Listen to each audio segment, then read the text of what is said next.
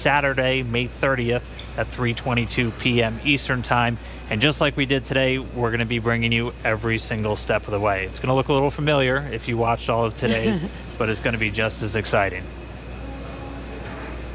I can imagine it might even be more exciting with all the anticipation that we've hyped this launch up for, with already going through it all today. But again, the more practice we have, the better off we will be. Hopefully next launch attempt we will have a flawless launch and actually be able to lift off with good weather. Yeah, weather is going to be the big thing that we'll continue to watch. That was the culprit today for our scrub, and our initial weather reports already looking at about a 40% probability of violation. So as John and I was saying, the optimists in us have to say that's 60% good. So we're going to look the good side of this, and that's roughly what we were in the days leading up to this. We won't have a rogue tropical storm forming off of South Carolina on us on Saturday, but Florida weather will always be dynamic, so we'll just continue to track to get a good chance hit that window on Saturday. And just a reminder, everything else on the vehicle and for the mission was looking good today. It was just the weather, which, as John I said earlier, and Lauren even referred to him mentioning this, weather is the one thing that we cannot control on our missions. So unfortunately, it did cause us to scrub today, but the vehicles are healthy. Bob and Doug were ready. And they should be ready to go again with the next launch attempt on Saturday.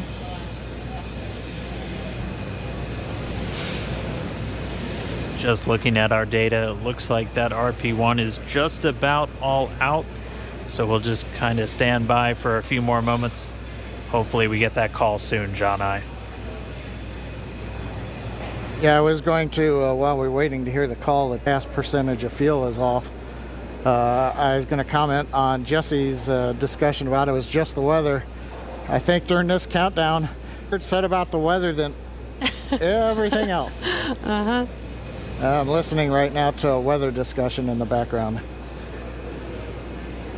Yeah, and again, for people wondering if we knew that we did have bad weather, even from this morning. Again, we do monitor this all the way down to the final minutes of the countdown, and with Florida weather being pretty sporadic, sometimes we have even hurricanes coming through or coming through and passing 20 minutes later and having good weather for a launch. So this is why we continued to attempt to launch today, but unfortunately for T0 today, weather was not on our side. Yeah, and Jesse, this is John. I dropped off to listen to a weather discussion. They were just giving the times. The lightning rule went green, so we could have, without a lightning concern. The attached anvil rule cleared, but the field mill rule is expected to clear at 58 minutes after the hour. So that's another 4.5 minutes from now. So we were close, but we needed about 25 minutes later launch time. It does remind me, at risk of offending some people, but the old saying that says, on the ground wishing you were flying, then flying wishing you were on the ground. Yes, definitely. Safety always, and making sure that when Bob and Doug do fly, they are flying safely and as planned. So again, this is standard procedure. All right, well, for now, we're just continuing to stand by, expecting the call that all of that prop has now been offloaded from Falcon 9. All right, venting vehicle tanks to nominal TPC set points for crew ingress.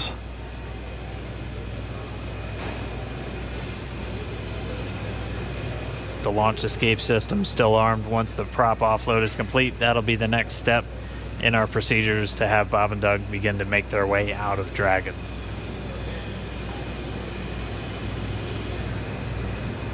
LD, countdown 1. LD. We have the prompt here for egress. Okay, so we're ready for launch escape system disarm. As affirmed, ready for launch escape disarm. MD, copy, ready, we'll... Yeah, launch team's ready. Go ahead and advise the crew. Hey, Dragon SpaceX, be that discussion. So with that, you are go for disarming launch escape system per section 2 of 5.100. We'll put that in work. Section 2, disarming the launch escape system. All right, that was the call. We were propelling off of Falcon 9, so Doug Hurley, Bob Behnken now going to disarm the launch escape system on Dragon. And once that's 8 Super Draco engines will be out of the mix. SpaceX Dragon launch escape system has been disarmed into Alpha Decimal 3. Copy that. We concur. And showing then confirmed the launch escape system has been disarmed. And with that confirmation, you are go to open your visors and proceed to section 3. Okay, we'll open the visors and go to section 3.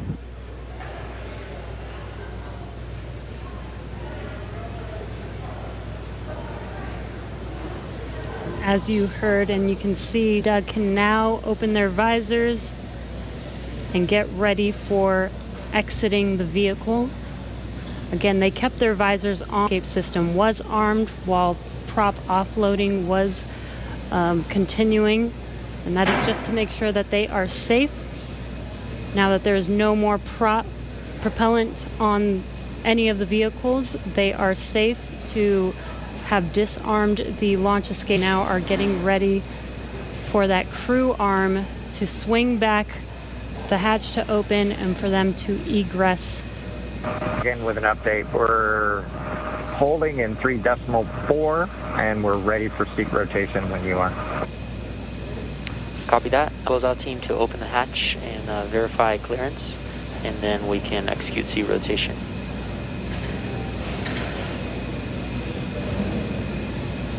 Dragon cap.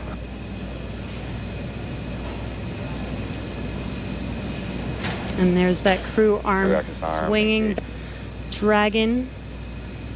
Once that crew arm is in place, they will be able to open the hatch on Crew Dragon. Bots will rotate back out of launch position so that they can safely get out of their seats and egress the vehicle. And we heard they'll have what they call nominal egress, so just the normal procedures for getting them out of the capsule. The same closeout team that was there to get them in will be able to assist as they come out. They'll arrive and get that hatch open, and then they'll be able to rotate Bob and Doug pretty much forward, where they'll be in the original position that the seats were configured when they made their way in. It gets them a little bit out and under the displays and makes getting in and out of the capsule a little bit easier. They've been in those seats for about 3 hours at this, so definitely a long day for the crew. As they woke up about 6 hours prior to our T-0, had their breakfast, which we confirmed was at least for Doug Hurley. And then they proceeded through all of the suit up and the trip to the pad, making their way inside Dragon, where they've been for hours at this point. We were on track for an on-time liftoff right at 4:33 p.m. Eastern time, but did have to scrub a little under 17 launch due to weather. So for now, we've offloaded all of the propellant off of Falcon 9. The launch escape system has been disarmed. That crew access arm is back next to Dragon, as you can see in that view on the left. Pretty soon we'll see the teams arrive to get the hatch open, get Bob and Doug out, and they'll make their way back to crew quarters and their quarantine. It is important to note that throughout the entire process of them getting into Dragon, suiting up all of those different steps, they maintain that same course that they've been in since for about 2 weeks now, and that is specifically for events like today, where we have to scrub in just a day. So we don't want to break that quarantine once we're putting them into that launch vehicle, and that's a standard quarantine that we have for any crew members flying to the International Station. The current COVID-19 pandemic obviously puts a little bit of extra pressure and a little bit of an extra spotlight on that, but they're following a lot of the same procedures that we have in place just to keep crew members healthy before they go and spend several months in space in an enclosed environment with just a couple of other people. Right, and it's a little bit more difficult to get them help on the space station, right? So we want to make sure that when they do head up to the space station, are fully healthy. So this, again, is standard procedure, not just because of this pandemic that's going on. This is a standard procedure for astronauts to quarantine or to heading to the station. And as Dan mentioned, this is a standard procedure to exit the vehicle well. We did scrub today, but this is not an emergency state. This is standard procedure. This is something that is practiced and rehearsed and made sure that we do follow our standard procedures to make sure that everything is still safe. Bob and Doug exit safely, go back into quarantine, and get ready for our next launch attempt. Looks like they're getting a chance to stretch their legs, though. Yeah. Yeah, Dan, Jesse, I'm monitoring along in the scrub procedure right now. The Air Force and NASA set up roadblocks to make sure nobody gets into the hazard area. So they will head to the roadblocks, they'll pull them open so that they can drive to the pad. So launch director, I think, is estimating it's still about 15 minutes for the crew to drive all the way down out to 39A, get up the tower, and operations on the hatch. They have confirmed that the purge of the Dragon service section, which is nitrogen during the countdown, to avoid an oxygen leak, that is back on air now. The crew access arm is on air, so they're ready, the egress team, to get up into the tower. But it's going to take them a little bit still, I think, to drive down the road in the vehicles and go later. But everything continuing to run per a normal scrub countdown, which we have had the opportunity to practice with the crew in, for example, the dry dress rehearsal last Saturday after we had done the static fire of the Falcon 9 the day before.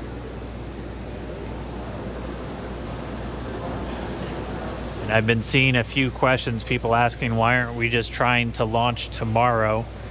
As John and I was talking us through, there's specific times you have to identify when you're going to be able to link up with the International Space Station. You'll only have so much fuel, which can only generate so much energy to intersect with the station, which is flying at over 17,000 miles an hour. So you're hitting one bullet with another bullet. Some of our other launch attempts are at the station, but have much longer times. To prevent us from losing comms, we're going to be switching to umbilical at this time. I'm going to be unmerging countdown 1. Boat here on Dragon ground. Okay, yeah, we see the TDRS countdown with a little over 3 minutes. We'll stand by for your next call. Copy. The crew getting a call, they're just going to reconfigure some communications. But as to why, say tomorrow... And core on countdown 1, loops are merged.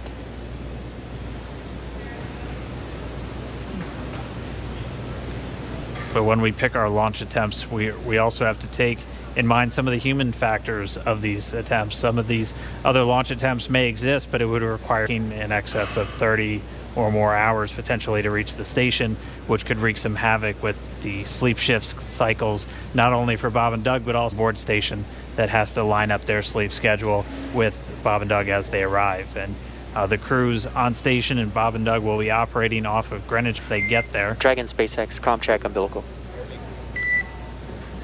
SpaceX Dragon, loud and clear on umbilical.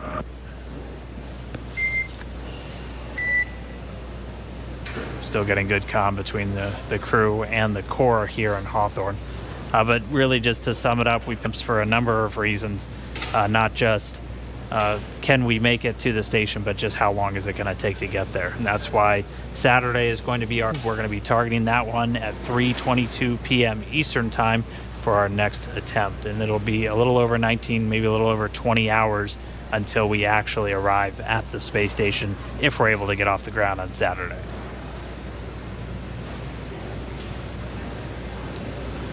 And Bob and Doug, a few days to kind of shake off the nerves from today's launch attempt, give them some more time to rest, and again get ready for our launch attempt on Saturday.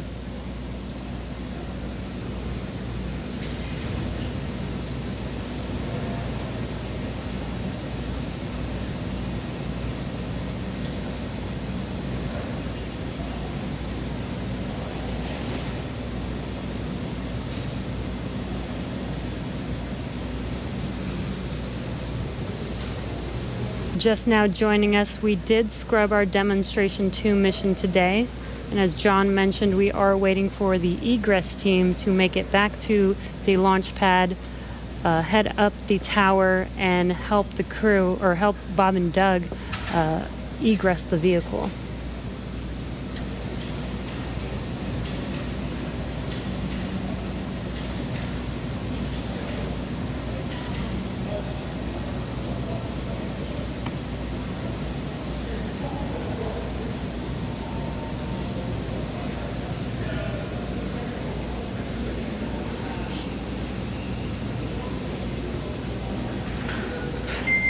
Dragon SpaceX for closeout team status.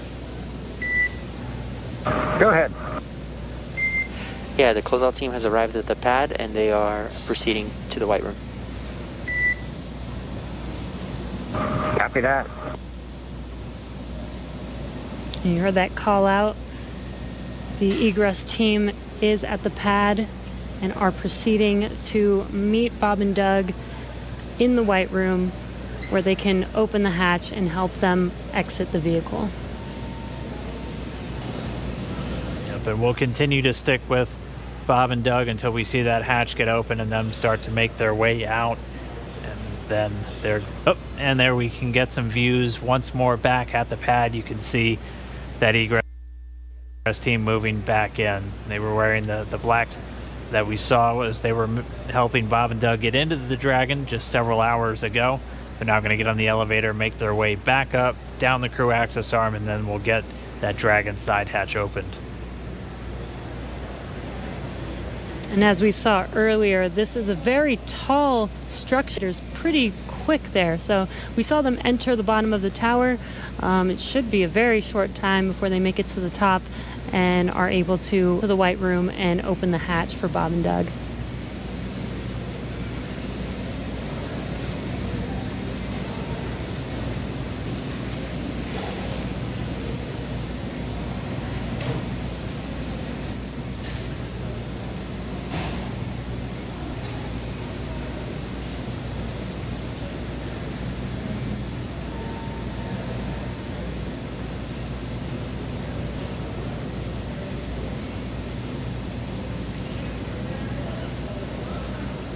If you want.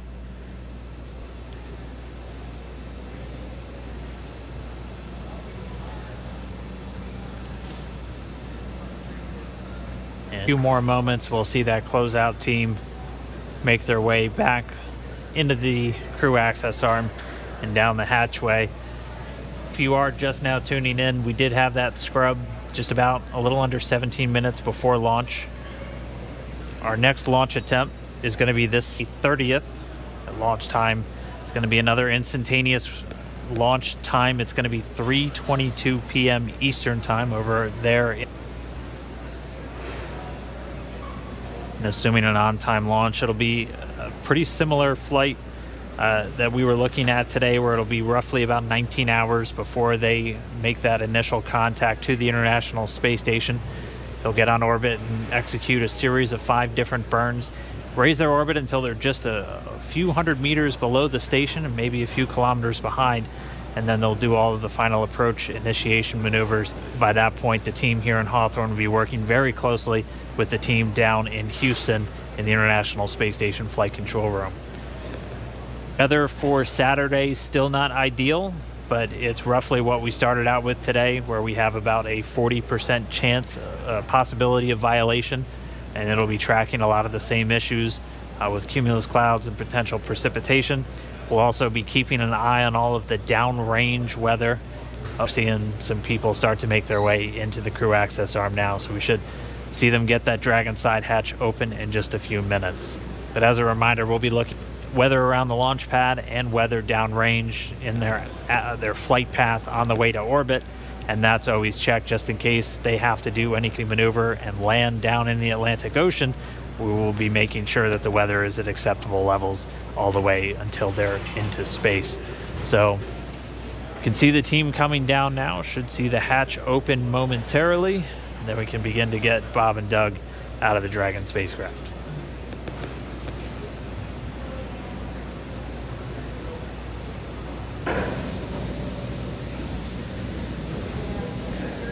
And again, we are staying live until Bob and Doug are safely out of Crew Dragon.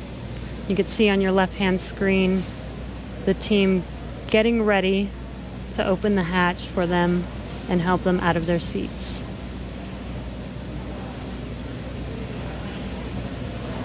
And at this point, the launch escape system has been disarmed. That was done after we successfully offloaded all of the propellant from the first and second stage of the Falcon 9 rocket. There are propellants loaded into Dragon, so the teams look like they were just doing what we call tests, so using a portable detector just to assess the atmosphere around the Dragon capsule itself before they get the hatch open and bring Bob and Doug out.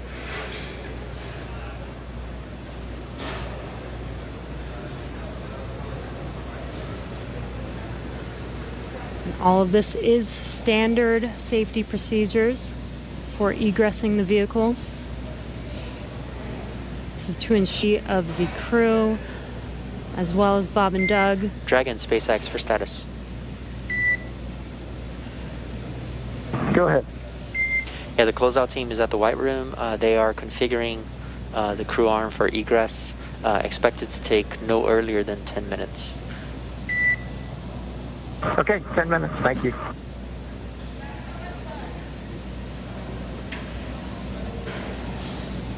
About 10 minutes. As a reminder, they're in the White Room. We walked through that a little bit earlier in our coverage this morning.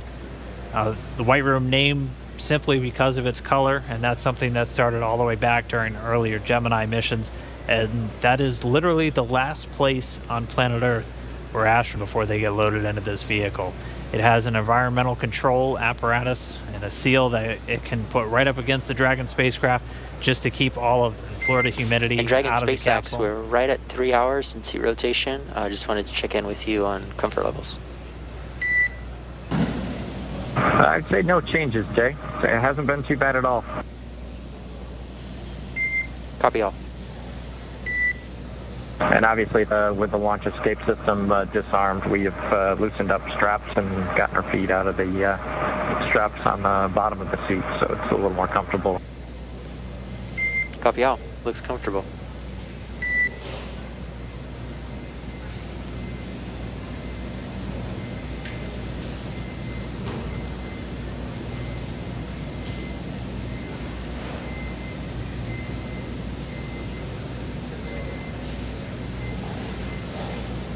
Right now, the closeout team just going to take a couple of minutes to configure the White Room.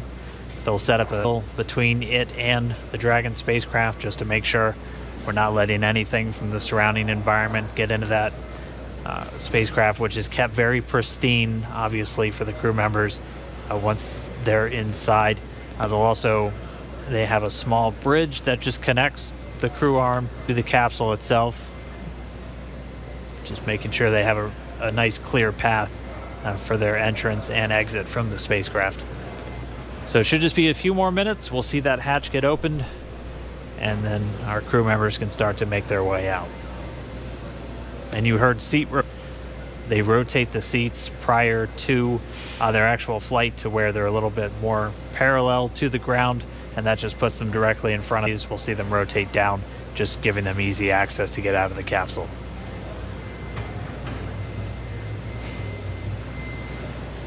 And as Dan mentioned, we want to keep FOD out of the capsule. FOD is foreign object debris, so that's basically that does not belong inside of the vehicle. So not just like dirt and dust, but just anything that was not meant to be inside of there should not be there. So we are doing everything as a standard procedure to make sure that we do keep FOD out, especially since this is going to be attempt and another opportunity for FOD to enter the vehicle. As they're exiting, we still make sure that we can basically like a clean room.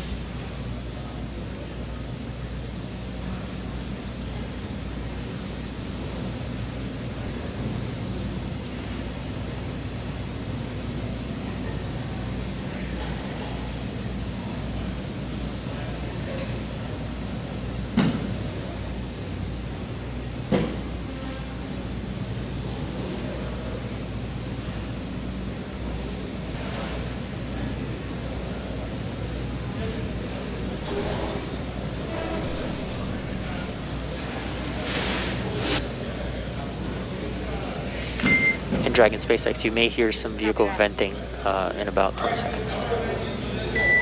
Copy.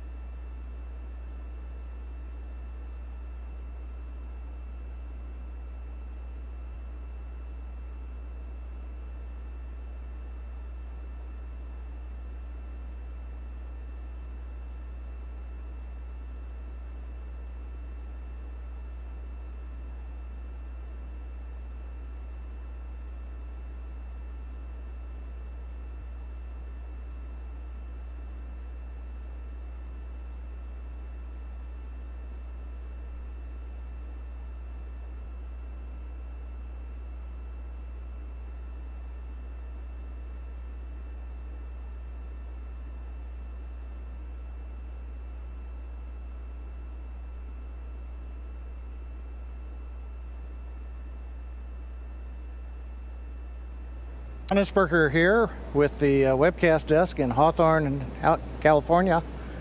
We are continuing to wait for the crew to open the side hatch. We've got the cameras showing astronauts Doug Hurley, Bob Behnken inside. Visors are up, feet out of the restraints. Gloves are off in case of Doug, it looks like. And the team is just outside the hatch.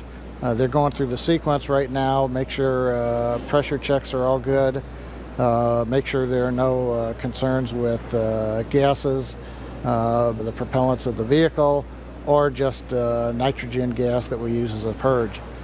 Currently we are coming up on about 50 minutes after the planned T0. To just reiterate what Dan and Jesse have been talking about earlier, had a good countdown. I had a lot of fun saying there were no issues on Falcon 9 or Dragon of a technical sort. The range was ready to support. The downrange weather looked good in case Dragon had to make a unplanned abort splashdown in an escape maneuver somewhere in the Atlantic. And we even had the, once we get on orbit, in case Dragon had to re-enter and come back early, the weather was good in the Pacific in case it had to come down. Everything was looking our way except Mother Nature, the weather.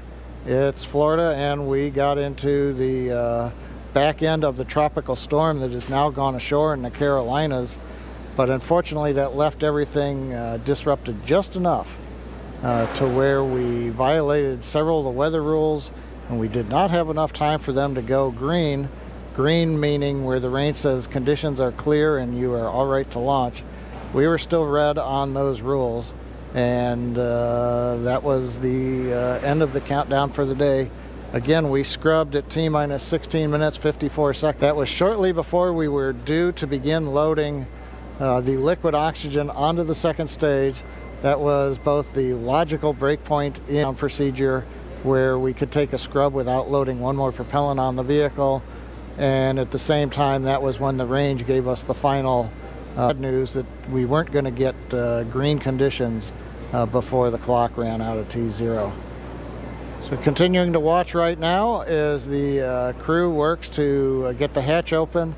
They send final commands making sure that everything's go. Once the hatch is open, the ground crew can verify that there's nothing in the way under the seats that Doug and Bob are sitting in, and we will get a seat rotation again, a little bit more vertical. They're more on their backs right now in the launch position, so they'll rotate, then they'll help them out of the seats, and they'll come back out and down the tower.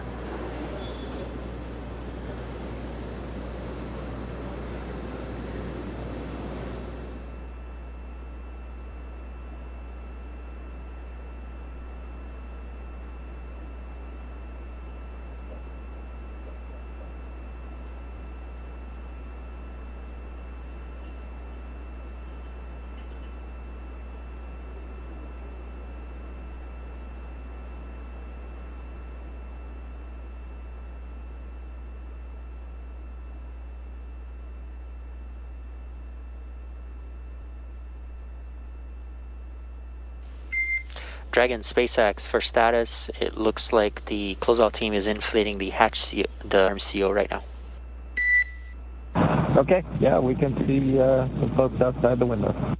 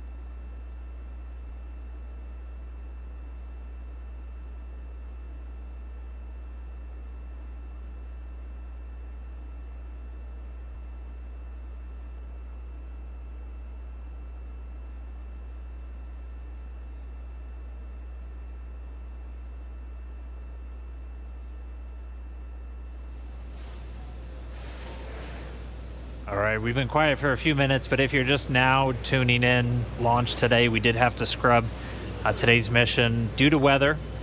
We were just under 17 minutes away from our T0 time at 4:30, and when the call was made, we were still in violation of a few of the weather constraints that just are really there to inform teams when it's safe to launch, weather both around the pad and weather all the way on the way to orbit for them. So we did have to scrub. Since then, we've been able to get all of the propellant off of Falcon 9.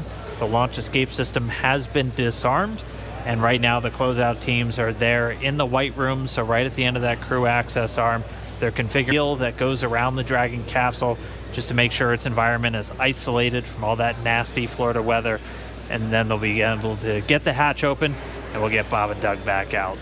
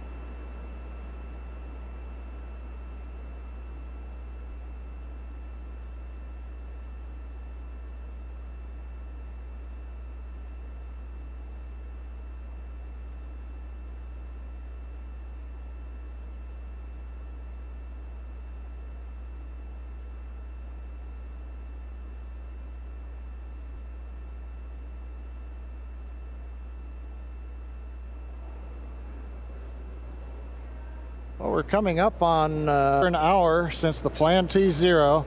Again, if you're just joining us, well, we've been here summing up for a while. Dragon SpaceX for status. Yep, stand by for status check. Go ahead, Jay. Yeah, closeout team's still working to do the hatch seal inflation. Expect another 5. Okay. Okay. We scrubbed at T-minus 16 minutes, 54 seconds. 3 weather rules. The weather rules finally cleared up, but it was long after the planned T0. The SpaceX egress team to the pad.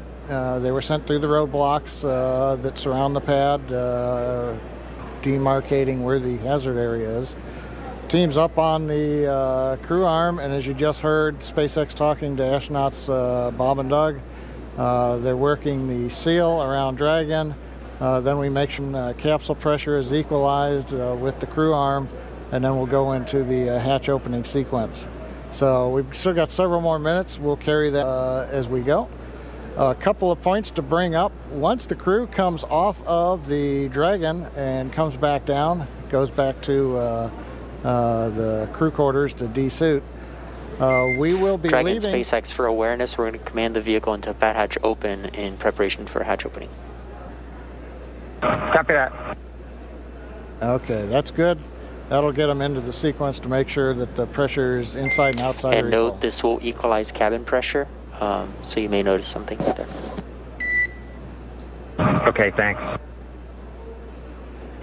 So as I started to mention, so everybody's off.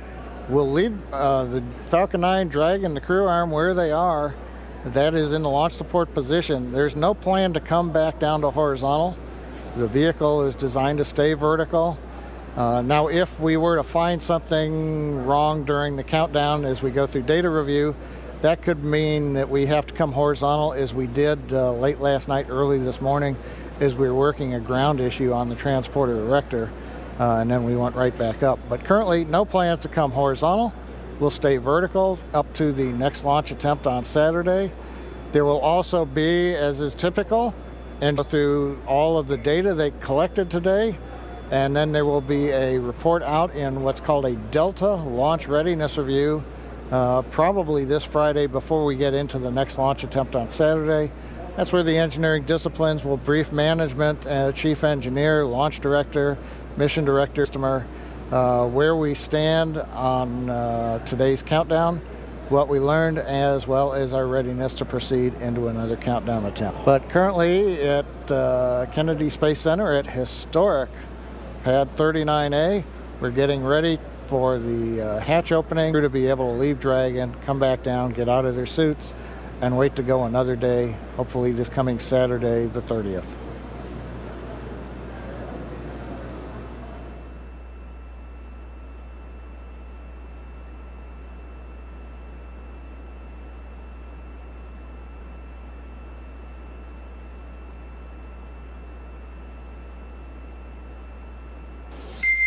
And Dragon SpaceX, see vehicles in pad hatch open. The AVVs are now open, and that nitrox injection is complete. Yep, we felt it and heard it, and copy all.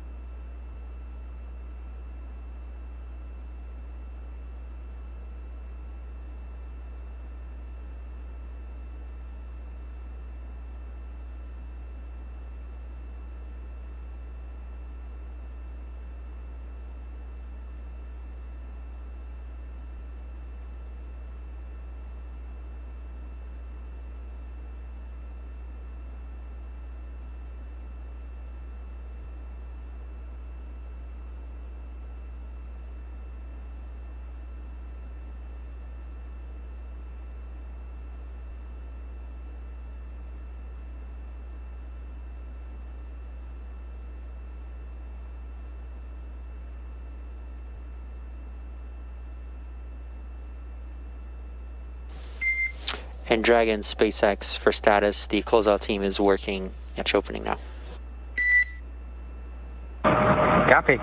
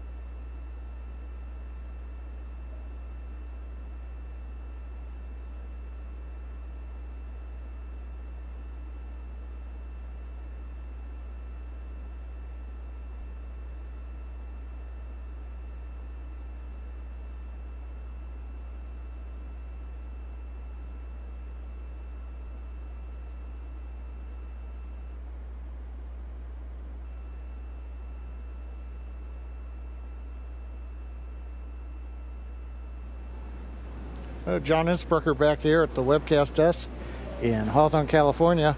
We've got another camera up and you can see the side-by-side view on the monitor. Astronauts Bob and Doug inside waiting for the hatch to come open. We're still in the middle of a equalization step. Make sure that pressure inside the Dragon is equal to the ambient pressure, so that when the hatch just comes open without any extra force. You can also see the SpaceX team is up alongside the capsule.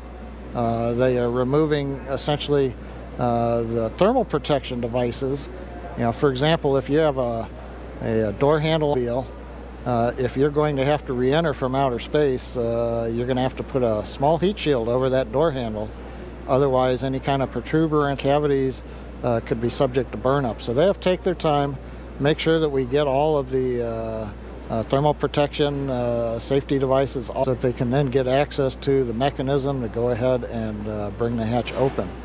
So what you are watching right now on the left monitor is egress team going through the steps. This is typical. We're not hearing any chatter over the pad net that they're having any problems. They just take their time and make sure that everybody's ready to bring the hatch open when they finally get there. So currently we are plus 1 hour and 11 minutes or so since the planned launch. Obviously we're still on the ground as we're going post-scrub operations to bring astronauts Doug Hurley and Bob Behnken out of the capsule. And you can see now coming open.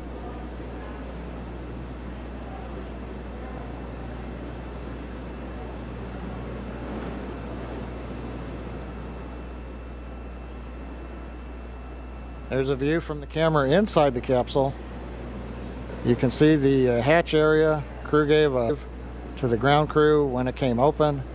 And right now they should be inspecting the area underneath the seats so that we can command the seat back into the ingress-egress position, make it a little easier on Bob and Doug to get in and out of the seats.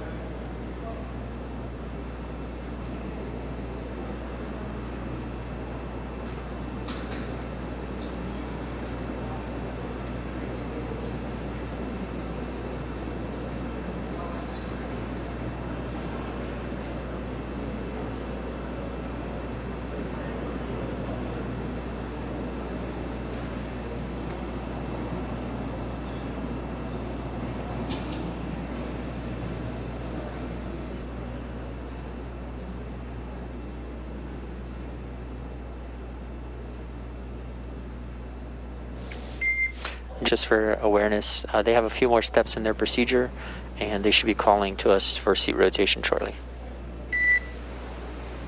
Okay, copy that. Yep, we see them working on that, and just as a lead into that, we are ready for the seat rotation. So just let us know when you're ready to start. We'll go.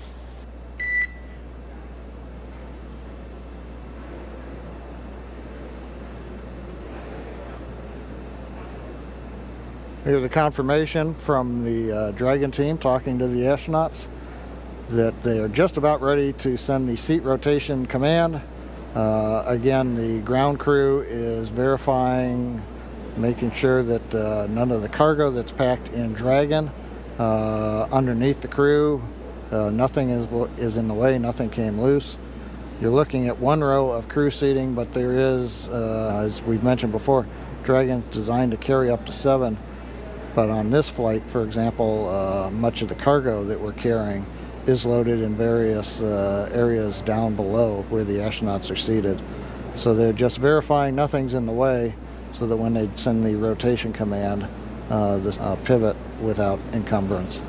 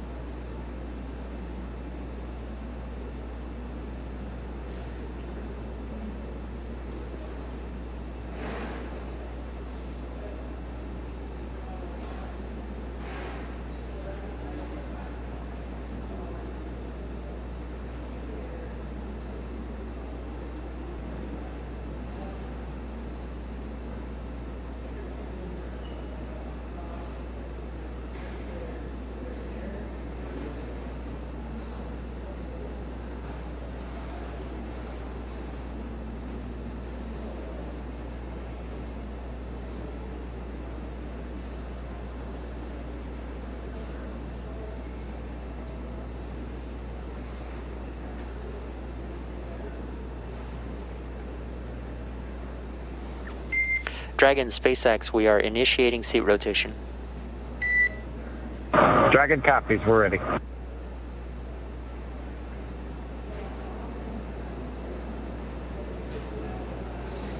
That call out from the Dragon core up to the crew, letting them know that we are sending commands from the ground to rotate the seats, and you can see astronauts Doug Hurley, Bob Behnken rotating in their seat back to a more comfortable position to get in and out of the capsule.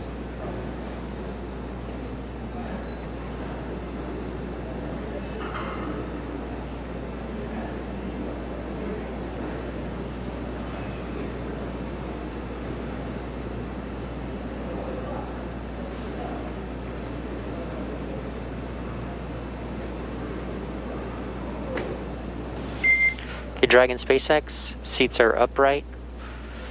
Thanks for the valiant effort today, helping us test our scrub timeline, and we'll see you Saturday. Yeah, we appreciate those words.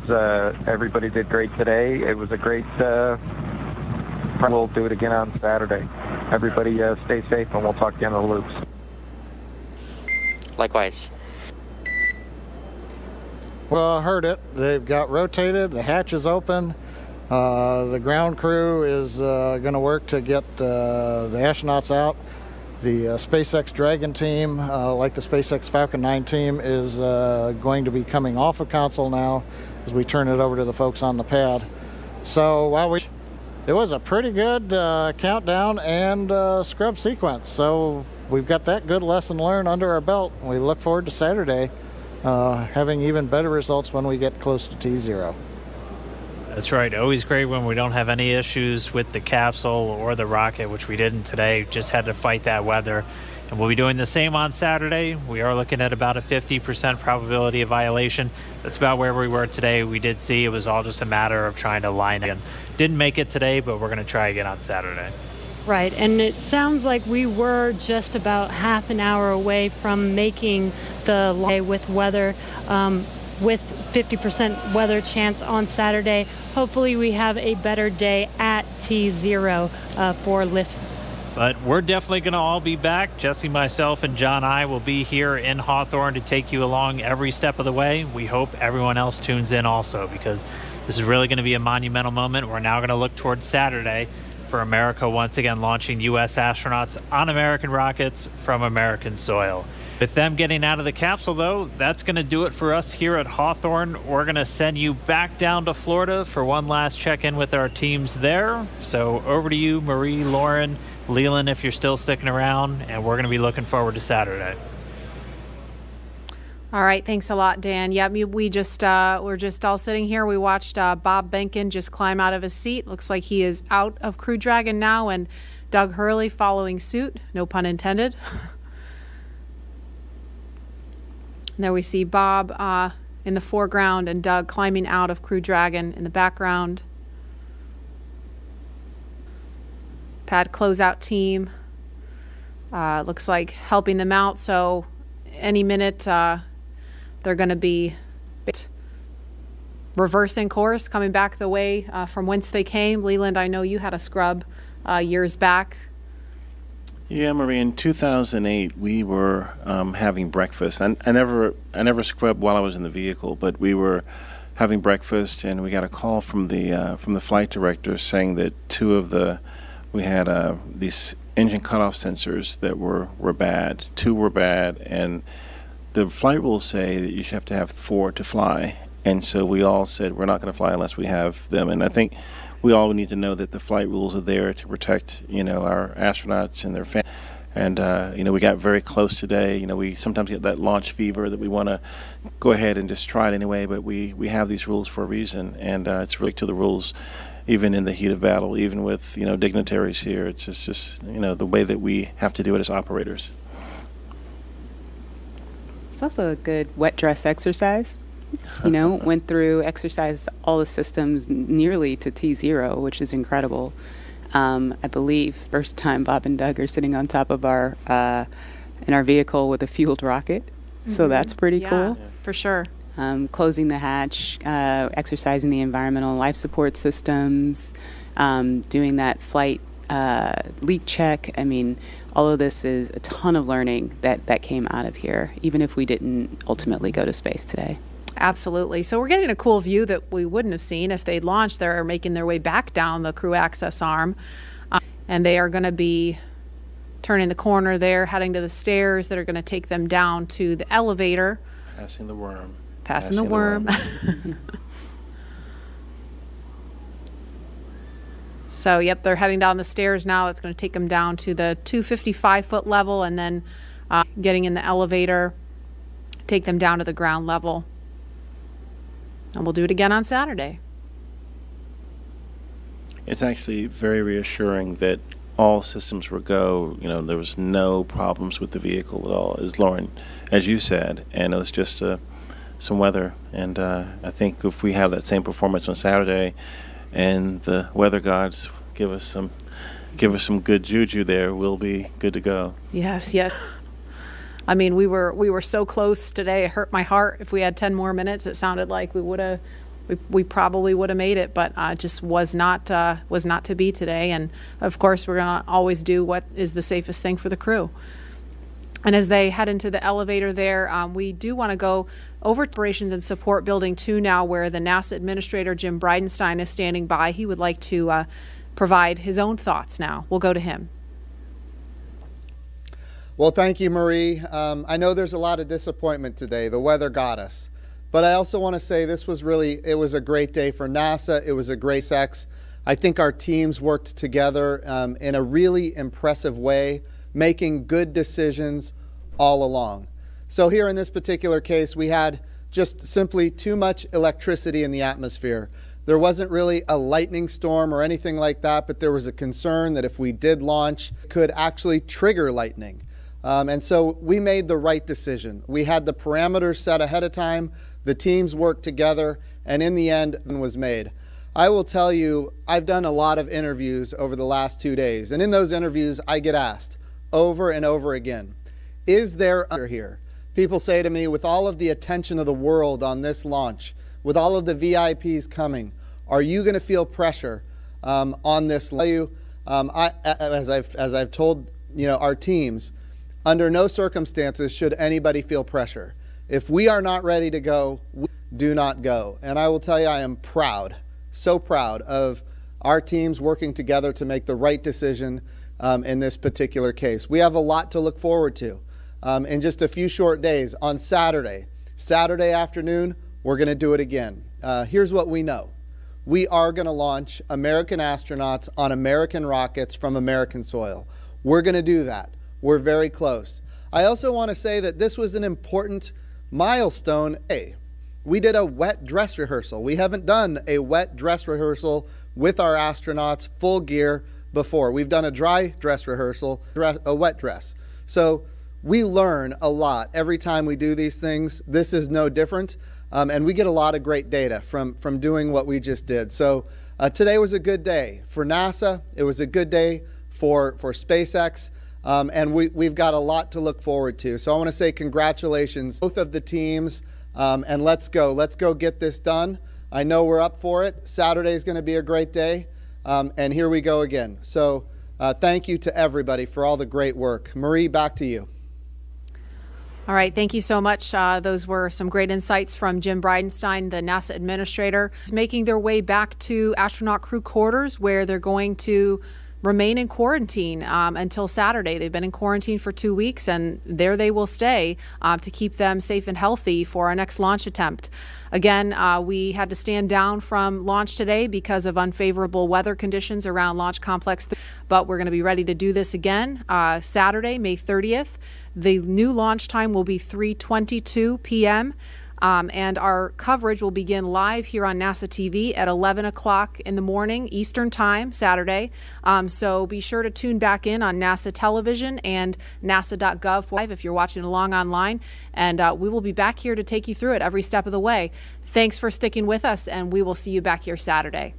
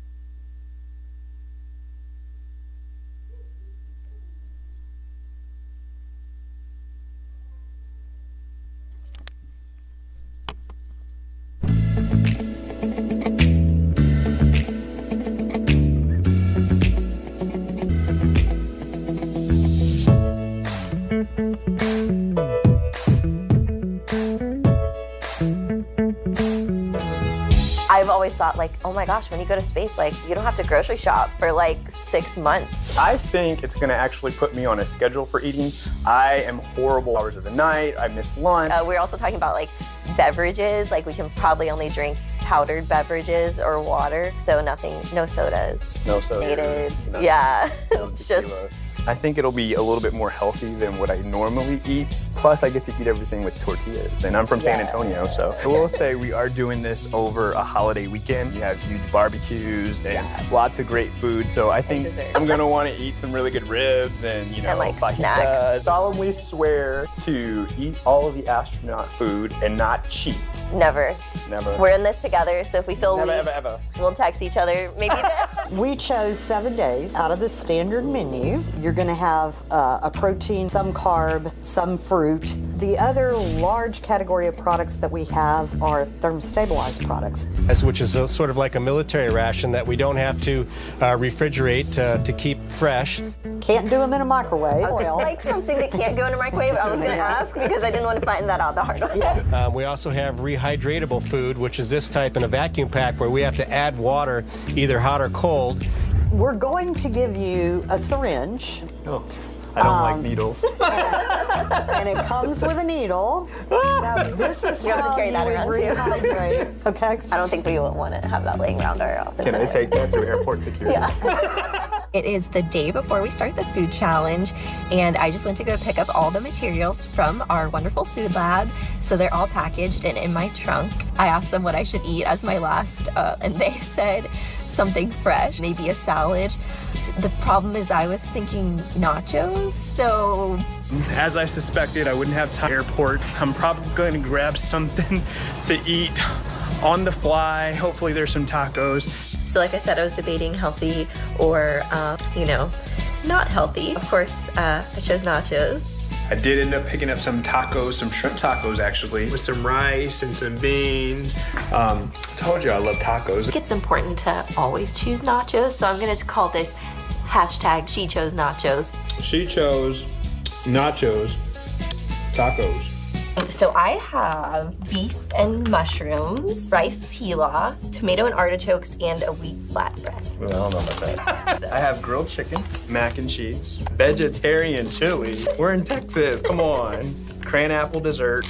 Oh man, I already, remember she told us to tear it so there's no extra pieces of trash. Oh, so like if we were in space, So this like would all be floating around. Yeah. Once we open those packages, the food is what we consider to be, it can just float anywhere. And sometimes you find yourself using your spoon or your mouth to chase around the food and make sure you get it all in your mouth instead of stuck against the wall or somebody's face. Dip a bowl of water and set these green ones in there. idea. Yeah.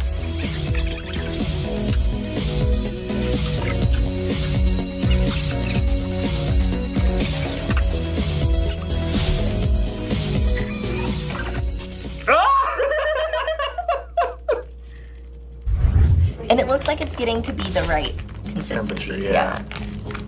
We might have not done hot enough water too. That might be why it's not absorbing like all the way. Okay, Okay, this is good. This is interesting. It's not bad. Wait a minute, what was this? This is this good. is good. Yeah, the artichokes and tomatoes are good too. Should I try and eat it like this? Yeah. Ooh. You should have just got straws. I could have went. Right? This is making my day. Like, this is a treat. I have cran apple dessert. This would remind me of home. Yum. So it's been a long day, but I did not get hungry at all. Butterscotch pudding as part one of my snacks. I was wondering if the workouts will be hard. They're pretty much the same. I feel really high energy, and I didn't even have coffee this morning. I'm actually really excited about this chicken, corn, and beans. This potato medley actually looks like some potatoes with spices and melted cheese on it. I'm very excited to get some melted cheese texture up in here. A little butter, really delicious and super bougie. So you'll see I have some Caribbean chicken, pesto pasta with some corn, tortillas, vanilla, and some pears. I got a little bit better at actually making the space food today, but I punctured the actual corn. I cut through it, so I had to rehydrate it through the side.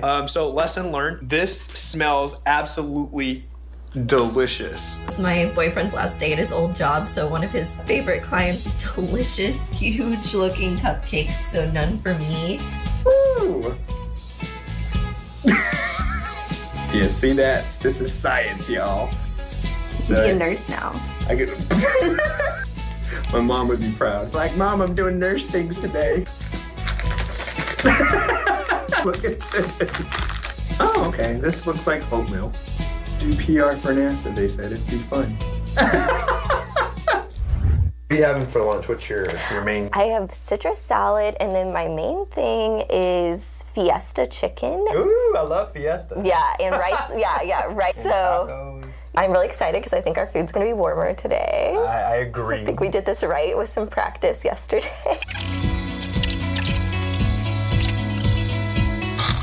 This is some smoked turkey.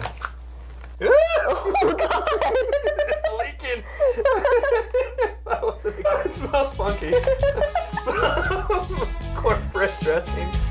And then some cauliflower. I'm not a fan of this. Today, LBJ room. So President LBJ is who Johnson Space Center is named after. We should do a toast. Oh, we should. Go LBJ. Woo! Oh, mine's closed. And so here we go. This is really good.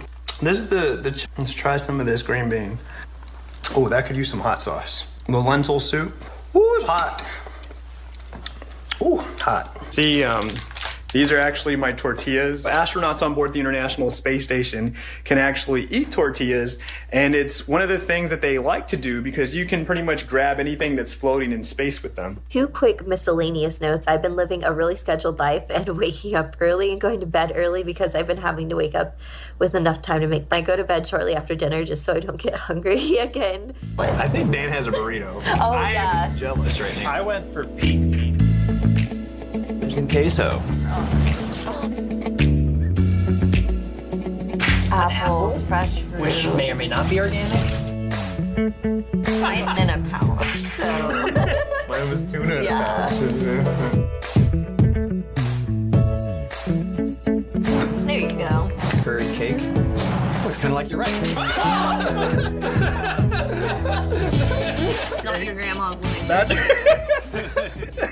I was just at the mall, and whew, that was a week time because all of my friends got some really good appetizers, and when you're just all sitting around the table together, I had to really stop myself a couple times to not mindlessly reach for some of their chips or pretzels. What are you eating? A cupcake. And what is Isidro eating? Space chocolate. Space chocolate. Yeah. How do you feel about the astronaut candy? Is it yummy? Can you tell which one's the space food and which one is our regular Easter meal here? Hey guys, what are y'all making? Astronaut burgers. My family gets to eat this delicious grilled food, and I get to eat a kind of brisket. It's space brisket and baked barbecue beans, so we'll see how that is. See this? Oh, it's coming apart. Oh no! No, save the meat. It's Monday, so we're done at Wednesday morning. We're really ready to be done the weekend with. I was not able to eat any of the food that was at the festival. There were some jalapeno corn dogs, and I'm like, sounds so good. What is life right now? I can't even. And we have curry chicken, green beans and potatoes. The potatoes have been iffy, but these look better than some of the ones. Cream of mushroom soup. Oh. A little bit of Texas with this countryness. I'm so ready for this to be over. Yeah, we're ready. I need my social life back. Yeah, no, I'm just having milk today. Powdered milk. Ah! We're nervous about yes or no? I'm more nervous about the milk, I'm not gonna lie. What I noticed while we've been eating this food is you have to have it really hot. On the space station, we put it in a kind of a, it's almost like an easy bake oven. Okay. Where you just, and that does make a really big difference. So I gotta admit, when I was making lunch this morning, I wasn't thinking this was gonna be on camera. Leftover rice, some turkey.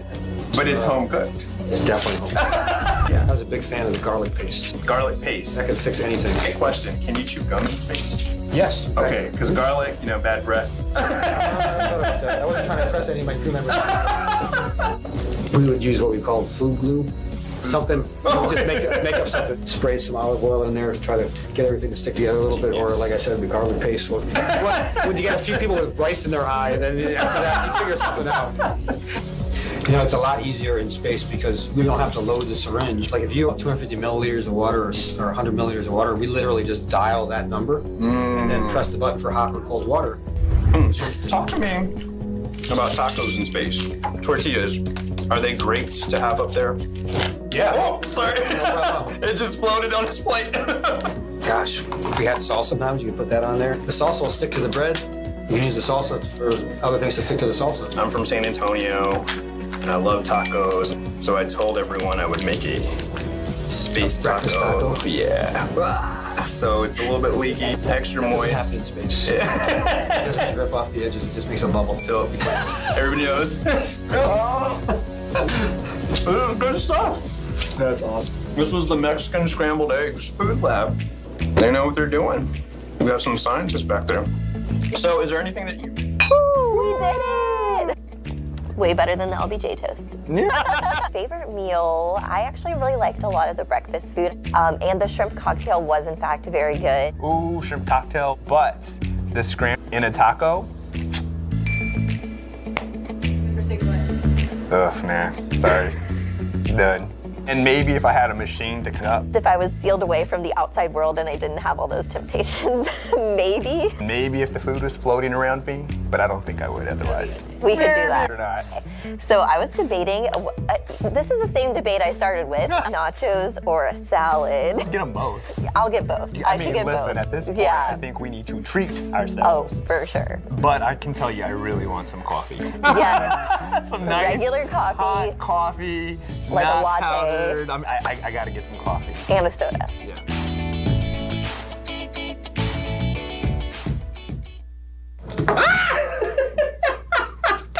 This is not easy, y'all. I'm telling you.